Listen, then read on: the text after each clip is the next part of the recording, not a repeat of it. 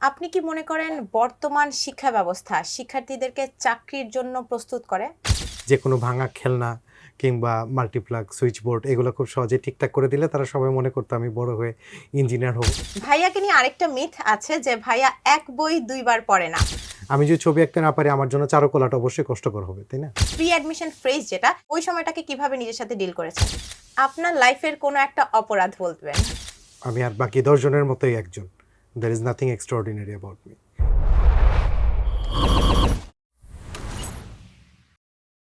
সুপ্রিয় শিক্ষার্থীবৃন্দ, আসসালামু আলাইকুম।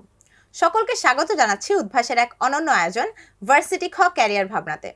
আমাদের সাথে আছেন আমাদের এক বিশেষ অতিথি মোহাম্মদ মুশফিকুর রহমান আবরার, সহকারী কমিশনার ও নির্বাহী ম্যাজিস্ট্রেট ৪৩তম বিসিএস। তবে ওনার পরিচয় শুধু এইটুকুতেই সীমাবদ্ধ নয়। তিনি তার কর্মজীবনে বিভিন্ন সরকারি বেসরকারি বিশ্ববিদ্যালয় সহ বিভিন্ন কর্পোরেট সেক্টরে গুরুত্বপূর্ণ ভূমিকা পালন করেছেন। কেমন আছেন ভাইয়া? আলহামদুলিল্লাহ। কেমন আছেন আপনি? এই তো ভাইয়া ভালো আছি। আমাদের এই অনুষ্ঠানের মূল লক্ষ্যই হলো ভাইয়ের জীবনের গল্প স্টুডেন্টদের মাঝে ছড়িয়ে দেওয়া, যাতে স্টুডেন্টরা ভাইয়ের জীবন থেকে বিভিন্ন সফলতার গল্প নিয়ে ইন্সপায়ার্ড হতে পারে। সো ভাইয়া, আপনার কাছে প্রথমে আমার কোশ্চেন, আপনাকে সবাই তুখোর স্টুডেন্ট হিসেবে ভাবে। আপনার এ সম্পর্কে কি মতামত, অথবা এ নিয়ে আপনার কোনো মজার অভিজ্ঞতা থাকলে শেয়ার করবেন আমাদের সাথে। তুখুর স্টুডেন্টের বিষয়টা আসলে একটা মিথ। আমি এটা এই জন্য বলবো কারণ এটা সবাই বলে কিন্তু আমি মনে করি না এরকম কোনো কিছু। বরং আমার কাছে মনে হয় যে আমি আর বাকি ১০ জনের মতোই একজন। There is nothing extraordinary about me.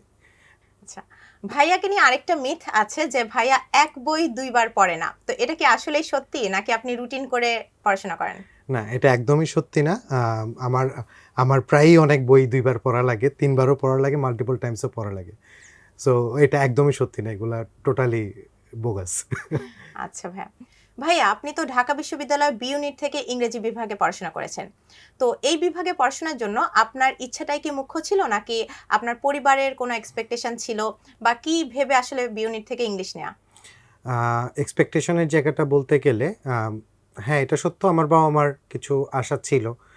ছোটবেলায় আমার বাবা-মা মনে করতেন যে আমি বোধহয় ইঞ্জিনিয়ার হলে ভালো করব। এটার কারণটাও খুব হাস্যকর। আমি বাসার দেখা যেত যে যেকোনো ভাঙা খেলনা কিংবা মাল্টিপ্লাগ, সুইচ বোর্ড এগুলো খুব সহজেই ঠিকঠাক করে দিলে তারা সবাই মনে করতো আমি বড় হয়ে ইঞ্জিনিয়ার হব। যদিও ইঞ্জিনিয়ারিং আসলে আমি মনে করি না ইঞ্জিনিয়ার পড়ার মতো আমি অ্যাকচুয়ালি পারফেক্টলি ফিট ছিলাম। তো কিন্তু বড় হওয়ার পরে যখন আমার ইচ্ছাটা চেঞ্জ হয়, বিশেষ করে লিটারেচার আমার ভালো লাগতো, বই পড়ার অভ্যাস ছিল। তো আমি যখন এইদিকেই থাকতে চাই আমার পরিবার তখন আমাকে সাপোর্টও দিয়েছে। তারা তাদের নিজেদের ইচ্ছাটা আমার উপর চাপিয়ে দেয়নি। এদিক থেকে আলহামদুলিল্লাহ আমি লাকি যে আমি আমার নিজের ইচ্ছাটা আমার পরিবারের মাধ্যমে ফুলফিল করতে পেরেছি। আচ্ছা ভাই, আপনার কথায় একটা বিষয় উঠে এসেছে যে ইঞ্জিনিয়ারিং পড়ার আপনার মনে হয়েছিল আপনি ফিট ছিলেন না। তো সে বিষয় সম্পর্কে আপনার একটা কোশ্চেন করতে চাই। সেটা হচ্ছে অ্যাডমিশনের সময় অথবা অ্যাডমিশনের প্রি অ্যাডমিশন ফেজ যেটা, সে সময় কি আপনার খুব বেশি ভয় লাগতো অ্যাডমিশনের সময়?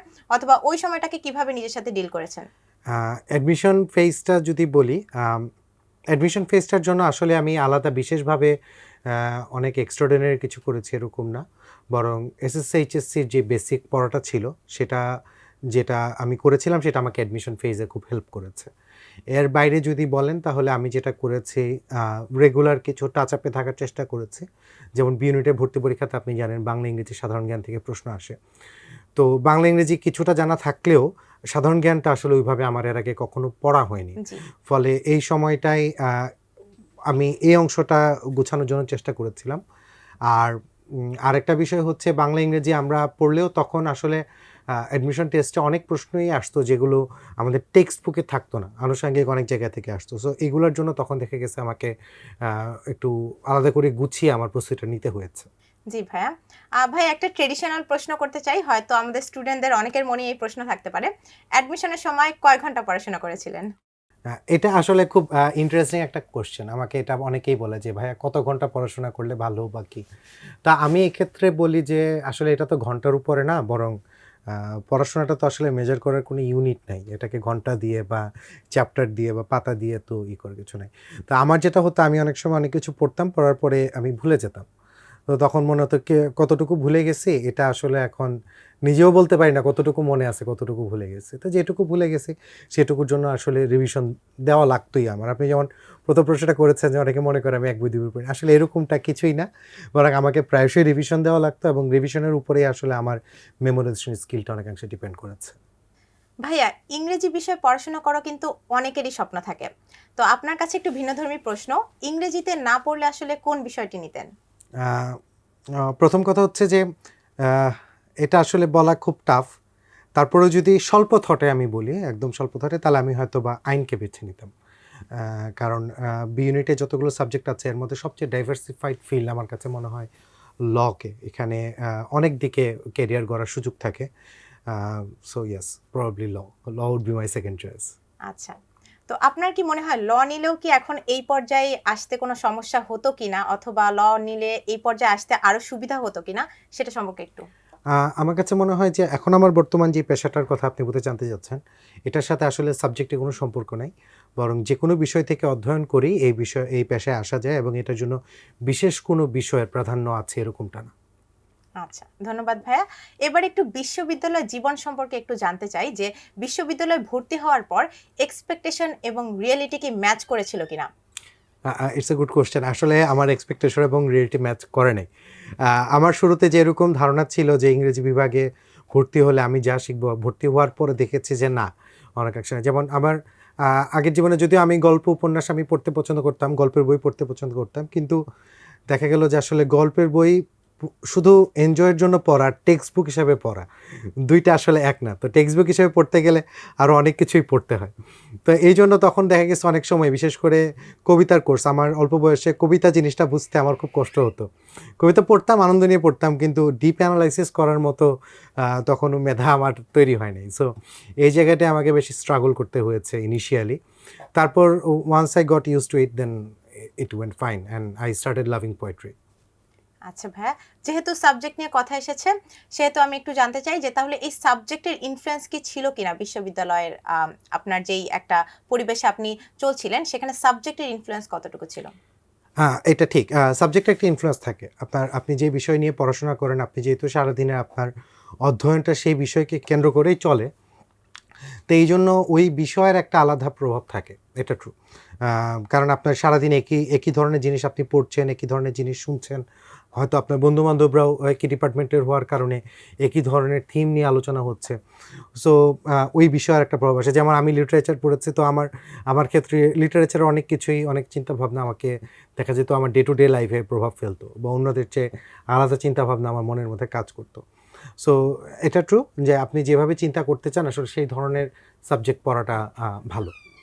তার মানে ভাই আপনি কি এটা বলতে চাচ্ছেন যে সাবজেক্ট চয়েস আসলে স্টুডেন্টদের চিন্তাধারা বা মনোভাবকে অনেক ক্ষেত্রে ইনফ্লুয়েন্স করে বিশ্ববিদ্যালয় জীবনে বা পরবর্তী জীবনে? হ্যাঁ, অর্থাৎ ধরেন আমি জিনিসটাকে যদি একটু ভেঙে বলি, ধরুন আমি ফিল্মের ব্যাপারে প্যাশনেট। তা এখন আমি যদি ফিল্মের ব্যাপারে প্যাশনেট হই, তাহলে মিডিয়া অ্যান্ড ফিল্ম স্টাডিজ আমার কাছে অনেক ভালো লাগতে পারে। আবার অ্যাট দ্য সেম টাইম আমি যদি একটু ধরেন আমি ফিল্ম দেখি না বা আমার ফিল্ম দেখতে ভালোই লাগে না বা ফিল্ম আমার কোনো আগ্রহ জাগায় না। এখন আমি যদি মিডিয়া অ্যান্ড ফিল্ম স্টাডিজ পড়তে যাই, তাহলে সেক্ষেত্রে আমার জন্য অ্যাকাস্টম টু হওয়াটা একটু কঠিন। যে কখনো কোনো গল্পের বই পড়ে নাই, তার জন্য হঠাৎ করে সাহিত্য পড়াটা আসলে কষ্টকর হয়ে ওঠে। আমি যদি ছবি আঁকতে না পারি, আমার জন্য চারুকলাটা অবশ্যই কষ্টকর হবে, তাই না? আপনি কি মনে করেন বর্তমান শিক্ষা ব্যবস্থা শিক্ষার্থীদেরকে চাকরির জন্য প্রস্তুত করে? আ আসলে চাকুরির বাজারটা এবং শিক্ষা ২ টা আমার পার্সপেক্টিভে আলাদা। আ এডুকেশনটা আসলে এডুকেশনের পারপাসেই হওয়া উচিত। সবসময় এটাকে চাকরির সাথে মিলিয়ে পারা যায় না। তবে হ্যাঁ, এখন একটা আলোচনা আছে যে বিশ্ববিদ্যালয়ের মূল উদ্দেশ্যটা কি? আসলে educating people for the education itself নাকি educating people for the employment? এটা একটা বিতর্কের বিষয় এখনো বাজারে আছে। তবে যদি আপনি মোটা দাগে চিন্তা করেন যে আপনি যদি মনে করেন যে education for the purpose of education itself, তাহলে বিশ্ববিদ্যালয়ের শিক্ষার সাথে আসলে চাকরি জীবনকে কানেক্ট করাটা উচিত না। কিন্তু যদি আমি মনে করি যে না, আমার বিশ্ববিদ্যালয়ের শিক্ষাটা হবে চাকুরিমুখী, তাহলে সেক্ষেত্রে সেই ধরনের বিষয়ই চুজ করা উচিত যেগুলোর প্র্যাকটিক্যাল জব ফিল্ড বাজারে এক্সিস্টিং বা বাংলাদেশের মার্কেটে যে ধরনের সাবজেক্ট থেকে ভালো চাকরি পাওয়া যায় সে অনুযায়ী সাবজেক্ট চুজ করা উচিত। So it depends on the personal choice. Thank you ভাইয়া, খুবই ইনসাইটফুল কিছু কথা বললেন। আপনার কথার মাঝখানে আমি কিছু বিষয় পিক করতে পেরেছি যে চাকরিমুখী হচ্ছে সাবজেক্ট অথবা প্র্যাকটিক্যাল হচ্ছে যেগুলো আসলে জবে দরকার হয়। এক্ষেত্রে আপনার প্রতি আমার একটা স্পেসিফিক প্রশ্ন যে ভার্সিটি ক্ষয়ের যে সাবজেক্টগুলো সেগুলোর সম্পর্কে এবং সেগুলোর সাথে ট্রেডিশনাল যেই ধারণা, আমাদের সমাজের যেই ধারণা যে এগুলো চাকরির বাজার কতটুকু হতে পারে বা এটার অপরচুনিটি আসলে কত বেশি? ট্রেডিশনাল খ ইউনিটের সাবজেক্টগুলোকে নিয়ে একটা মিথ কাজ করে যে বেসরকারি জবে এগুলোর খুব একটা ডিমান্ড নেই, এরকম একটা মিথ কাজ করে, বা খ ইউনিটের সাবজেক্টগুলো থেকে পড়ে বিসিএস দেওয়া ছাড়া গতি নেই, এই ধরনের একটা আহ, চিন্তা অনেক সময় মুরব্বীদের মধ্যে কাজ করে। কিন্তু আসলে ব্যাপারটা ঠিক এরকম না, কারণ এখন তো বাংলাদেশটা আসলে অনেক দূর এগিয়েছে, আমরা উন্নয়নশীল দেশ থেকে এখন উন্নত দেশের দিকে আগাচ্ছি। সো নতুন নতুন অনেক জব ফিল্ড তৈরি হয়েছে যেগুলো আগে চিন্তা করা যেত না। ধরুন আমার বাবা মার সময়ে জবের বাজারটা যেরকম ছিল আমার সময়ে কিন্তু তার চেয়ে অনেক বেশি ডাইভার্সিফাইড। আবার এখন যারা শিক্ষার্থীরা ভর্তি পরীক্ষার জন্য প্রস্তুতি নিচ্ছে তারা যখন পাশ করে বের হবে তখন কিন্তু এটা আমরা আশা করি আরও ডাইভার্সিফাইড হবে। সো উইথ টাইম মার্কেট বলেন, ফিল্ড বলেন, জব অপরচুনিটিস বলেন, এক্সপান্ডেড হয়। সো এখন যেমন আমি যদি বলি বি ইউনিটেরই কিছু সাবজেক্ট, যেমন একটু আগে আমি লর কথা বলছিলাম, ল কিন্তু বি ইউনিটের সাবজেক্ট, এটা কিন্তু যথেষ্ট এখন জব অপরচুনিটিস আছে। তারপর হচ্ছে আপনার ডেভেলপমেন্ট স্টাডিজ নতুন সাবজেক্ট হিসাবে পরিচিত, এটারও কিন্তু যে বেশ যথেষ্ট ইয়ে আছে। আমরা যখন বিশ্ববিদ্যালয়ে ভর্তি হই তখন একটা নতুন সাবজেক্ট এসেছিল যোগাযোগ বৈকল্য, তো যখন এটা এসছে তখন শুরুর দিকে অনেক রকম আলোচনা হয়েছে এখান থেকে পাশ করে বের হয়ে কি জব করবে সামথিং, কিন্তু ওখান থেকেও কিন্তু এখন অনেক ভালো করছে। স্পেশালি বাইরের উন্নত দেশগুলোতে আমাদের দেশ থেকে কিন্তু অনেকেই আন্ডার গ্র্যাজুয়েট করে বাইরের উন্নত দেশগুলোতে যে পরবর্তী সুন্দর ক্যারিয়ার গঠন করছে। সো এই বিষয়গুলোকে আসলে ছোট দাগে বলাটা মুশকিল, বরং আমি মনে করি যে প্রতিটা সাবজেক্ট থেকেই ভালো করার অপরচুনিটিস থাকে। ধন্যবাদ ভাইয়া, অনেক ইনফরমেটিভ কিছু ব্যাপার জানলাম এবং তার সাথে শিক্ষার্থীদের কাছে একটা বিষয় শেয়ার করতে চাই যে আমাদের ভার্সিটি খতে কিন্তু 44টি সাবজেক্ট আছে এবং ফ্যাকাল্টি আছে 10টি। ভাইয়ার কথায় যেগুলো চলে এসেছে মানে এগুলোর অপরচুনিটি কিন্তু অনেক বেশি। ভাইয়া, এটার সাথে যুক্ত করে আরেকটা বিষয় একটু জানতে চাই যে সফলতা মানেই ভালো চাকরি, এই ধারণাটাকে আপনি কতটুকু সমর্থন করেন? আসলে এই ধারণাটা অনেকে পোষণ করে কিন্তু এটা আমার মনে হয় সমর্থনযোগ্য না, কারণ সফলতা ব্যাপারটা তো একটা অ্যাবস্ট্রাক্ট কনসেপ্ট। এখন আপনি এটাকে মেজার করবেন কোন ইউনিট দিয়ে? এটাকে তো মেজার করার মতো কোনো ইউনিট নাই, স্কেল নাই, মিটারে কেজিতে আপনি তো এটাকে মেজার করতে পারবেন না। তো এই জন্য ভালো চাকরি সফলতার কনসেপ্টটা আসলে আপেক্ষিক, পার্সন টু পার্সন অনেক সময় ভ্যারি করে। তো যেমন ধরেন আমার জীবনে যদি আমি বলি, আমার জীবনে একটা সময় মনে হতো যে আমার জীবনের সফলতার পারপাস কী হবে। তো আমার জীবনের সফলতার পারপাস একটা সময় মনে হতো যে আমি যদি একটা ভালো ছেলে হই বাবা মার, তারা যদি খুশি হয় তাহলেই সফল। হ্যাঁ, তাহলে আর বাবা মা আমার সাথে ক্যাচ করবে না, বকাবকি করবে না, সো তারা খুশি মানে আমি সফল। আবার একটা বয়সে এসে মনে হয়েছে যেন যে না, আমাকে জিপিএ 5 পাইতে হবে, জিপিএ 5 পাইলে মনে হয় সফল। কিন্তু আসলে এটা বোগাস, জিপিএ 5 পাওয়ার সাথে সফলতার কোনো সম্পর্ক নেই। সো সফলতাটা আসলে মন থেকে, আমি কি করতে চাই, আমার উদ্দেশ্যটা কি। তো একজন চোর যদি চুরি করতে চায় এবং সে যদি সাকসেসফুলি চুরি করতে পারে তাহলে কিন্তু চোর কিন্তু চোর হিসাবে সফল। সো সফলতা যে সব সময় লাগবেই জীবনে এরকমটাও কিন্তু কিছু না। তা এটা হচ্ছে বিষয়। তো এই জন্য চাকরি বাকরি just for our earning bread and butter, it is necessary, but লাইফের সাকসেস বা পারপাস এটা আরও বড় কিছু হওয়া উচিত। ধন্যবাদ ভাইয়া। সফলতা এবং ব্যর্থতা দুটি টার্মই কিন্তু খুবই ইন্টার রিলেটেড। সো ব্যর্থতার কথাও চলে আসবে।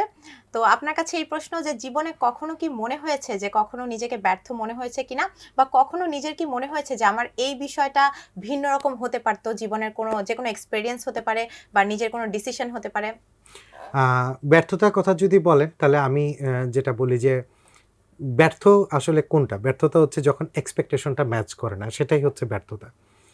তো রিসেন্টলি আমার লাইফে আমি যে জিনিসটা অ্যাডপ্ট করেছি সেটা হচ্ছে যে আমি কোনো এক্সপেকটেশন রাখি না। আমার যেটা মনে হয় করা উচিত আমি এটা করতে থাকি। পরে কী হবে পরেরটা পরে দেখা যাবে। So I don't expect anything. So আমার আজকে যেটা করা উচিত বলে মনে হয় আমি সেটাই করি। তারপর সেটা আমার পক্ষে বিপক্ষে যাই যাক, I don't care much. So আলহামদুলিল্লাহ এদিক থেকে আমার জন্য ভালো। সর্বাবস্থায় আমি হ্যাপি। জি ভাই, এটা তো ভাইয়া এখনকার পরিস্থিতি বললেন। তবে যদি নিজেকে স্টুডেন্ট লাইফে চিন্তা ভাবনা করেন তখনও কি এভাবেই ভাবতেন যে আমি তেমন একটা এক্সপেক্ট করব না কোনো কিছু থেকে? না, ছোটবেলায় এই থটটা ছিল না। ছোটবেলায় দেখা যেত যে অনেক ছোট ছোট জিনিসেই হার্ট হয়ে যেতাম। ধরেন আমার মনে আছে একবার পরীক্ষা, আমার অঙ্ক পরীক্ষা খুব ভালো হয়েছিল, ক্লাস 5 এ পড়ি তখন। তা আমি আশা করছিলাম সেইবার আমি ক্লাসের মধ্যে হাইয়েস্ট পাবো, 100-তে 100 পাবো। তো সেইবার আমি যেয়ে পেলাম 81। তো আমার একটা অঙ্ক আমার মনে হয়েছিল এটা কারেক্ট, স্যার কেটে দিয়েছেন।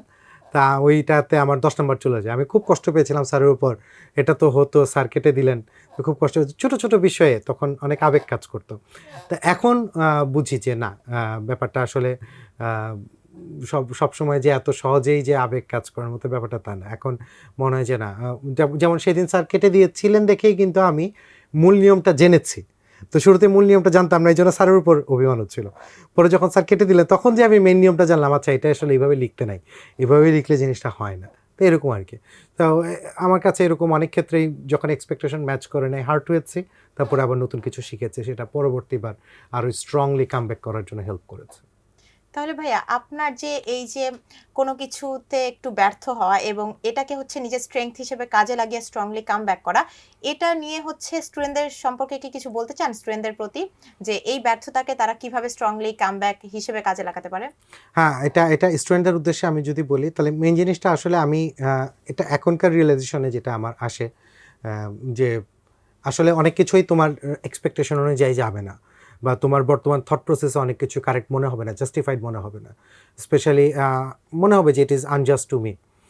তো সেক্ষেত্রে কি? সেক্ষেত্রে ২টা জিনিস কাজ করে। একটা হচ্ছে পজিটিভ এনার্জি আমাদের কাজ করে, আর একটা হচ্ছে নেগেটিভ এনার্জি কাজ করে। তো আমাদের যখন নেগেটিভ এনার্জি কাজ করে, আমাদের রাগ হয়, ক্ষোভ হয়, অভিমান হয়, অনেক সময় রাগে মারামারি করতে ইচ্ছা করে। তো এরকম হতে পারে। এগুলো হচ্ছে নেগেটিভ এনার্জি। তুমি যদি পজিটিভ এনার্জি গ্রো করার চেষ্টা করো, তাহলে সেক্ষেত্রে তোমাকে মনে হবে ওকে ফাইন, এটা যেহেতু এবার কাজ করে না, তাহলে আমি কী করলে এটার পজিটিভ আউটকামটা আসবে, ওটা চিন্তা করতে পারে, আন্ডারস্ট্যান্ড করতে পারা, বা যার কারণে আমার এটা সফলতা আসে না, বা যে কারণে আসে নাই সে কারণটাকে খুঁজে বের করা, ওকে নেক্সট টাইম কী করলে আমার ভালো হয়। তো এরকম তো এইভাবে যদি এটাকে একটু কনভার্ট করে নেওয়া যায় এবং কিছুটা ধৈর্যশীলতার সাথে এটা মোকাবেলা করা যায়, তাহলে আমার মনে হয় নেগেটিভ এনার্জিটা পজিটিভলি কনভার্ট হয়। জি ভাই, অবশ্যই। আপনার তো প্রি অ্যাডমিশন ফেজ থেকে শুরু করে বিশ্ববিদ্যালয়ে হচ্ছে অ্যাডমিশন হওয়া এবং এরপরে বিশ্ববিদ্যালয়ের বিভিন্ন সফলতা ব্যর্থতার কিছু কথাও শেয়ার করলেন। তো এরপর আমি যেটা জানতে চাই যে বিশ্ববিদ্যালয় থেকে গ্র্যাজুয়েট হওয়ার পরে আপনার এই যে এখন পর্যন্ত যে জার্নিটা, এই জার্নির মাঝখানের হচ্ছে কিছু ইনসাইট যদি দিতেন। বিশ্ববিদ্যালয় থেকে পাশ করে বের হওয়ার পর বর্তমান পর্যন্ত আসার এই গল্পটাই তো শুনতে চাচ্ছেন? জি, জি। এটা আসলে আমি বলবো না যে এটা খুব হ্যাপি একটা গল্প or something. There are lots of ups and downs. আমি নিজেও জানতাম না আমি একসময় এই পর্যন্ত আসতে পারবো। আমি কিছুদিন আগে হঠাৎ রাতের বেলা ভার্সিটি ঘুরতে যাই। তো ভার্সিটি ঘুরতে যাওয়ার পর আমি দেখলাম ভার্সিটির ২টা ছেলে কলা ভবনের সামনে ছবি তুলছিল। তো ওদেরকে আমি ডাক দিয়ে জিজ্ঞেস করলাম যে কোন ইয়ারে পড়বো? First year. তখন তাদের সাথে আমার পরিচয় হলো। তারা আমার পরিচয় জেনে তো ওরা বলছে, ভাইয়া আমাদেরও ইচ্ছা একসময় আপনার মতো হব। তা আমি বলছি, দেখো তো আমি যখন তোমাদের মতো জায়গায় ছিলাম, একদম সত্যি কথা যেটা, আমারও মনে হতো যে আমি একদিন এরকম হব, কিন্তু আমি কোনোদিন কল্পনাও করতে পারি আমি এই পর্যন্ত আসবো। এখন তাহলে ওখান থেকে এই পর্যন্ত আসা মানে ইভেন আমি মাইসেলফ, আমি কোনোদিন চিন্তা করি নাই যে আমি আসবো। তা আমি কি করেছি? আমার জাস্ট ওই যে ইচ্ছা ছিল যে এরকম একদিন যদি হতে পারে তাহলে ভালো হতো। দেন তাহলে এটা হইতে হলে কি করতে হবে? ট্রেকে লেগে গেছি। তো ট্রেকে যখন লেগে গেছি, ইট টুক টাইম, যথেষ্ট সময় লেগেছে, বাট আলহামদুলিল্লাহ মানে পে অফ করেছে। সো লেগে থাকাটাই বেশি ইম্পর্ট্যান্ট। জি ভাই, অবশ্যই। মানে আপনি পার্সিভারেন্স এর কথা বলছেন যে লেগে রাইট। থাকাই অবশ্যই ইম্পর্টেন্ট। এবার আরেকটি বিষয় জানতে চাই যে আমাদের জীবনে অনেক ধরনেরই হচ্ছে ঘটনা ঘটে থাকে। অনেক কিছু হয়তো পরিবারের এক্সপেকটেশন অনুযায়ী করা হয়, অথবা পরিবারকে খুশি করার জন্য বা পরিবার চাপিয়ে দেয়। তো এসব জায়গায় থেকে উত্তরণের জন্য আসলে কি করা উচিত? সেটা হতে পারে যে কোনো হয়তো সায়েন্স থেকে অনেকে আর্টসে সুইচ করে, সে বিষয়ে হতে পারে, অথবা ভার্সিটিতে যে কোনো একটা সাবজেক্ট চয়েসের ক্ষেত্রেও হতে পারে, বা জবের যে কোনো একটা ফিল্ড চয়েসের ক্ষেত্রেও হতে পারে। পরিবার এবং আমাদের আশেপাশের যারা থাকে তারা আমাদের থেকে আসলে কিছু এক্সপেকটেশন রাখে। ধরেন আমার বাবা-মা আমাকে কষ্ট করে পেলে পুষে বড় করছে, তো তাদেরও কিছু এক্সপেকটেশন থাকে। আমার ছেলেকে এরকম দেখতে চাই, আমার মেয়েটাকে আমি ওরকম দেখতে চাই। তাদের কিছু এক্সপেকটেশন থাকে ন্যাচারাল। তো কিছু এক্সপেকটেশনকে আসলে আমাদের মনে হয় ভ্যালু করা উচিত। বিকজ আমাদের জীবনটা শুধু আমাদের একার না, তার সাথে আরও অনেকের জীবন কানেক্টেড। তো যদি এটা সম্ভব হয় ভ্যালু করা, তাহলে এটাকে ভ্যালু করতে হবে। আবার তাই বলে কিছু জিনিস থাকে যেটা আমাদের স্বাভাবিক স্বভাব বিরুদ্ধ। আমাকে দিয়ে এটা হয় না, এখন আমাকে এটা করানোর জন্য খুব চাপ দেওয়া হচ্ছে, তুমি এটা করতেই হবে বা সামথিং। তো সেটা যদি আমার স্বাভাবিক স্বভাব বিরুদ্ধ হয় তাহলে সেক্ষেত্রে তাদেরকে বুঝিয়ে বলাটা যে না আমি এটা কেন পারছি না, তো সেক্ষেত্রে তাদেরকে এটা বুঝিয়ে বলা এবং সে অনুযায়ী তাদের কাছ থেকে একটা আন্ডারস্ট্যান্ডিং খোঁজা যেতে পারে। তবে দিন শেষে হচ্ছে প্রত্যেকের লাইফটা আসলে তার সো আমার জীবনে আমি কি করতে চাই এই ধারণাটাকে মাথায় রেখে তখন এটার সাথে কাস্টম টু করেই একটা জায়গায় স্টিক টু থেকে ডিসিশন নেওয়াটা মনে হয় ভালো, যেটা আমার জীবনের যে মূল লক্ষ্য আমি যেটা জি চাই ভাইয়া। সেটাতে স্টিক টু থাকাটা খুব বেশি জরুরি। ভাইয়া, ভার্সিটি খ স্টুডেন্টদের জন্য সাবজেক্ট চয়েসের ক্ষেত্রে আসলে কোন কোন বিষয়গুলো মাথায় রাখা উচিত? প্রথমে যেটা মনে হয় মাথায় রাখা উচিত সেটা হচ্ছে ইচ্ছা, আমার কি ইচ্ছা করে বা কোনটা আমি পারি বা পারি না, নিজের ন্যাচারাল ট্যালেন্টটাকে কোন দিকে সেটা এক্সপ্লোর করা, ওটার সাথে আমি কি চাই পারপাসটাকে ম্যাচ করাতে হবে। ধরেন আমার একটা হচ্ছে যে আমি ন্যাচারালি কোনো একটা কিছু ভাঙা জিনিসকে আমি ভালো জোড়া লাগাতে পারি, তাহলে এখন এটা হচ্ছে আমার একটা ট্যালেন্ট যে অন্য 10 জনের চেয়ে আমি এটা মনে হয় ভালো পারি। আবার অ্যাট দ্য সেম টাইম আমার ধরেন মেশিনারিজ ভালো লাগে, আমি ভবিষ্যতে সুন্দর সুন্দর মেশিন বানাতে চাই। তাহলে যদি এটা আমার ইচ্ছা এবং আমার সক্ষমতা দুইটার সাথে ম্যাচ করে তাহলে হয়তোবা মেকানিক্যাল ইঞ্জিনিয়ারিং পড়াটা আমার জন্য ভালো। ব্যাপারটা হচ্ছে এরকম, অর্থাৎ দুইটা সাইড, একটা হচ্ছে আমি কি করতে চাই আর একটা হচ্ছে আমি কোনটা ভালো পারি। তো দুইটাকে যদি একসাথে জোড়া লাগানো যায় তখন হচ্ছে ওই জিনিসটা খুব সুন্দর অ্যাডাপ্টেশন হিসেবে কাজ করে, সিম্পল ভাষায় যদি আমি আমার মতো বলি। আর তার বাইরে অনেক সময় অনেক ক্ষেত্রে যে আমাদের কিছু কিছু বিষয় থাকে যেগুলো হচ্ছে মনস্তাত্ত্বিক ব্যারিয়ার হিসেবে কাজ করে। জি যেমন ধরেন আমার জন্য ম্যাথের প্রতি আমার একটা ফিয়ার মনস্তাত্ত্বিক কাজ করে, ব্যারিয়ার। তো এইটা আমি মনে করি যে যেহেতু আমার ম্যাথের প্রতি ব্যারিয়ার ছিল তো সেক্ষেত্রে আমার ইকোনমিক্স না নেওয়াটাই বেটার, কারণ ইকোনমিক্সে প্রচুর ম্যাথ করতে হয় এবং আমি ইকোনমিক্স নেই খামাখা নিজের সাথে নিজে যুদ্ধ করে আমি শান্তি পাবো না। তো এই জন্য আমি নিয়েছি লিটারেচার, যেখানে হচ্ছে আমার কোনো ম্যাথের নাই। So it was a comfortable journey for me. So অনেক সময় মেন্টাল ব্যারিয়ার থাকলে সেগুলোকে চাইলে অ্যাভয়েড করা যায়, সেটাও চিন্তা করা যায়। জি ভাইয়া, মেন্টাল ব্যারিয়ারের কথা যেহেতু বললেন, সেটা সাবজেক্ট চয়েসের ক্ষেত্রেও হতে পারে, আবার ক্যারিয়ার চয়েসের ক্ষেত্রেও। তো আপনার পরিচয় দেওয়ার সময় অলরেডি বলা হয়ে গেছে যে আপনি কিছু সময় যাবৎ বেসরকারি এবং সরকারি বিশ্ববিদ্যালয়ে শিক্ষক হিসেবে ছিলেন, সহকারী অধ্যাপক হিসেবে। তো আপনার কাছে এটা জানতে চাই যে এই যে সিভিল সার্ভিস অথবা টিচিং এর ক্ষেত্রে যাওয়া, এক্ষেত্রে আপনার মেন্টাল ব্যারিয়ারটা কতটুকু ছিল? ফার্স্ট অফ অল টিচিংটা আমি এনজয় করতাম, it was a true passion for me and I still enjoy. আমি এখনও সুযোগ পেলে কাউকে কিছু পড়ানো বা কেউ আমার কাছে আসতে চাইলে একটু যে এটা কিভাবে করেছে এটা কিভাবে হয় তো কাউকে বুঝিয়ে দিতে ধরিয়ে দিতে আমার ভালোই লাগে। তো এটা আমার নিজের কাজিন আছে ছোটো ছোটো, দেখা গেছে মামার বাসায় গেছি যে বলছে এই তোমার বইটা নিয়ে আসো আসো তোমাকে পড়া ধরি। তো এটা লাইক আমার আমার ভিতরে ন্যাচারাল, টিচিংটা আমার ভালো লাগতো। আর এখন যে চাকরিতে যাচ্ছি সেই চাকরিটাও আসলে এটাও ভালো, এটাও আমার কাছে ভালো লাগে। দুইটার রোল সম্পূর্ণ দুই রকম। I enjoy both of them. ভাইয়া, আমাদের এডুকেশন লাইফের রেজাল্ট আসলে কতটা গুরুত্বপূর্ণ? রেজাল্ট বলতে আমাদের এসএসসি বা এইচএসসি লেভেলের রেজাল্ট হতে পারে, অ্যাডমিশন টেস্টের হতে পারে, বা ওভারঅল ইউনিভার্সিটির রেজাল্ট হতে পারে। Good question. এটা আসলে অনেক আলোচিত একটা প্রশ্ন যে জি রেজাল্ট ম্যাটার করে জি জি কিনা। তো এটা নিয়ে আসলে দুই সাইডেই সে আছে, আমি দুইটা সাইডই বলি। First of all result matter করে না অনেক ক্ষেত্রে, কারণ আমাদের স্কিলগুলো আসলে সেই নাম্বার জিপিএ 5 বা সিজিপিএ দিয়ে আসে না। স্কিলগুলোর সাথে সিজিপিএর কোনো সম্পর্ক নেই, স্কিল সেপারেটলিও অ্যাচিভ করা সম্ভব এবং সেই স্কিল দিয়ে ভালো করা সম্ভব। এটা হচ্ছে ওভারঅল ব্রডের আনসার।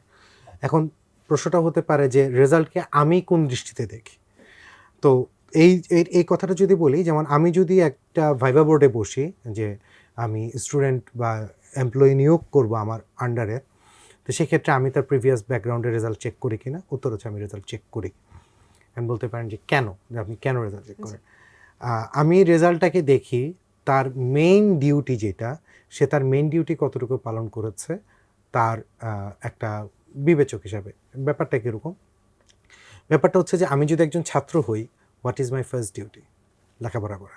জি এক্সট্রা কারিকুলার অ্যাক্টিভিটিসটা হচ্ছে আমার সেকেন্ড ডিউটি। সো আমি যদি একজন ছাত্র হই, আমার যদি সিজিপিএ ভালো হয়, এখান থেকে আমি এই ইন্ডিকেশনটা পাই যে সে তার মেইন ডিউটি ভালো করেছে। জি তারপরে সে এক্সট্রা কারিকুলার অ্যাক্টিভিটিস হয়তো কম করেছে বা বেশি করেছে। আবার যদি এরকম হয় যে তার সিজিপিএ কম, তাহলে অনেক সময় তাকে আস্ক করি কেন কম। এটার পিছনে কারণ থাকতে পারে, একটা হতে পারে যে ন্যাচারাল কোনো রিজন, আর একটা হতে পারে সে অ্যাকচুয়ালি সিরিয়াস না, এটাও হতে পারে। অথবা আরেকটা হতে পারে তার জীবনে কোনো একটা খারাপ সময় গিয়েছে বা সে একটা ভুল সিদ্ধান্ত নিয়ে ফেলেছিল এই সাবজেক্টটা নিয়ে, যেটা সে অন্য জায়গায় স্কিল অ্যাকোয়ার করে কাভার করেছে এরকম। সো বেসিক্যালি যখন একজনের রেজাল্টটা যখন ভালো হয়, আমার কাছে এই মেসেজটা পৌঁছায় যে সে তার মেইন ডিউটিটা পারফেক্টলি পালন করেছে। ধন্যবাদ ভাইয়া এত সুন্দর করে বোঝানোর জন্য। আমরা অনেকটা আমাদের অনুষ্ঠানের শেষ পর্যায়ে চলে এসেছি। তবে আমাদের অনুষ্ঠানের শেষ পর্যায়ে আমাদের জন্য থাকছে একটা বিশেষ আয়োজন। সেটি হলো ভাইয়াকে কিছু আমি কোশ্চেন থ্রো করব, র‍্যান্ডম কোশ্চেন। ভাইয়া একদম স্বল্প কথায় অ্যান্সার দিবেন। আমি চেষ্টা করব। জি ভাই, একদম প্রথম কোশ্চেন হচ্ছে ফলাফল এবং দক্ষতা এই দুটার মধ্যে কোনটা চুজ করবেন? দক্ষতা। দক্ষতা। আচ্ছা ভাইয়া, সিভিল সার্ভিস নাকি টিচিং? It's tough. আমি I love both of them. ভাইয়া, সফলতার মাপকাঠি তাহলে কোনটা হওয়া উচিত? Personal qualities. Personal qualities. আচ্ছা, পার্সোনাল কোয়ালিটিস এবং ফলাফলের মধ্যে কোনটাকে আপনি প্রায়োরিটি দিবেন? Personal qualities. Personal qualities. আচ্ছা, যদি কখনো আপনার পার্সোনাল কোয়ালিটিস এবং ফলাফলের মাঝখানে কোনো ক্ল্যাশ হয়ে যায়, তাহলে হচ্ছে তখন ফলাফলটাকে কিভাবে দেখবেন? Result doesn't matter to me. Result doesn't matter. The process matters. Process matters. শৈশব নাকি বর্তমান? বর্তমান। আচ্ছা, ক্লাস কখনো বাঙ্ক করা হয়েছে কিনা? করা হয়েছে। হ্যাঁ। আপনার লাইফের কোনো একটা অপরাধ বলবেন? অপরাধ, কলেজ লাইব্রেরি থেকে বই চুরি করা। আচ্ছা, এটাকে আমরা অপরাধ নাও হয়তো ধরতে পারি, কারণ জ্ঞানের সাথে সম্পর্কিত। ভাইয়া, যারা সায়েন্স নিয়ে কনফিডেন্স পায় না বা সায়েন্সের সাবজেক্টগুলোতে পড়াতে খুব একটা কমফোর্টেবল না, তাদের কি সায়েন্স থেকে পরিবর্তন করা উচিত কিনা? করতে পারে সে চাইলে। আচ্ছা, আর্টস নাকি কমার্স? আমি যেহেতু আর্টসের, আমি আর্টসই চুজ করব। সুপ্রিয় শিক্ষার্থী বন্ধুরা, আমরা দেখতে দেখতে অনুষ্ঠানের একদম শেষ প্রান্তে চলে এসেছি। এবার ভাইয়া ভার্সিটি খ স্টুডেন্টদের উদ্দেশ্যে যদি কিছু বলতেন। বিশ্ববিদ্যালয় খয়নিটে যারা প্রস্তুতি নিচ্ছেন, তো তাদেরকে আমি বলবো যে আপনারা লেগে থাকেন। বাংলাদেশে একটা জিনিসকে, আমি এই কথাটা অনেকবার বলেছি আমার অনেক প্রোগ্রামে, বাংলাদেশে লেখাপড়া করে ভালো করাটা সহজ। কেন সহজ? কারণ বেশিরভাগই লেখাপড়া করে না, যে করে সেই ভালো করে। সো আমাদের অ্যাডমিটেড স্টুডেন্ট থাকে অনেক, কিন্তু দেখা যায় যে পড়াশোনাটা সত্যিকার অর্থে খুব অল্প কয়েকজনই সিরিয়াসলি করে, এবং যারা করে তারাই ভালো করে। সো পড়াশোনার সাথে লেগে থাকেন, এবং এইখানে বিশ্ববিদ্যালয়ে এই ভর্তি পরীক্ষার প্রসেসের মধ্য দিয়ে আপনি যা শিখবেন, এই শিক্ষাটা ভবিষ্যতে কাজে আপনার আসবে ইনশাল্লাহ। এটা আপনারা যদি আমার লাইনে বিসিএসের দিকে আসতে চান, তখন এটা অবশ্যই কাজে লাগবে ইনশাল্লাহ। ধন্যবাদ ভাইয়া, আপনার মূল্যবান সময় দিয়ে আমাদেরকে একটি ইনফরমেটিভ সেশন উপহার দেওয়ার জন্য। আপনাকেও ধন্যবাদ। ধন্যবাদ সকলকে। আমাদের অনুষ্ঠানের একদম শেষ পর্যায়ে চলে এসেছি। ইনশাল্লাহ নেক্সট এপিসোডে আবার দেখা হবে নতুন কোনো মুখের সাথে। ততদিন পর্যন্ত ভালো থাকো, সুস্থ থাকো। আল্লাহ হাফেজ।